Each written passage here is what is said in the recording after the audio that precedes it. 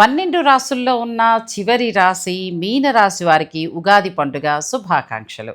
వీరిలో ఆధ్యాత్మిక ఆలోచనలు ఎక్కువగా ఉంటాయండి. అలాగే సహానుభూతి కూడా ఉంటుంది.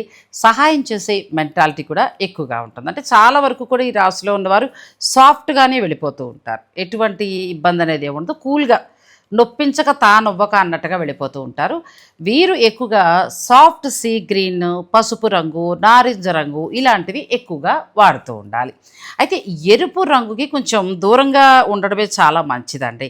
నేను ఎక్కువ ఎరుపు కొంటున్నాను కదా, ఎరుపు తగ్గిస్తాను. ఎందుకంటే మీనరాశిలో ఉన్నానండి.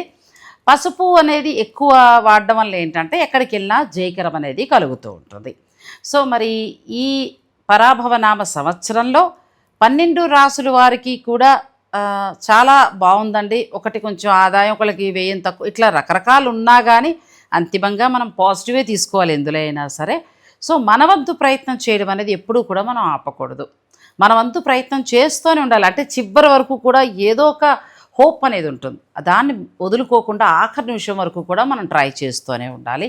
సో మరి ఇక ఈ ఏడాది అందరికీ కూడా బాగుండాలని కోరుకుంటున్నాను. 12 రాసుల్లో ఉన్నవారికి అన్ని కలర్స్ చెప్పాను కదండి. మీరు ఆయా కలర్స్లో చీరలు కొనుక్కోండి. చక్కగా ఆనందంగా సంతోషంగా ఉండండి. అందరికీ ఉగాది పండుగ శుభాకాంక్షలు.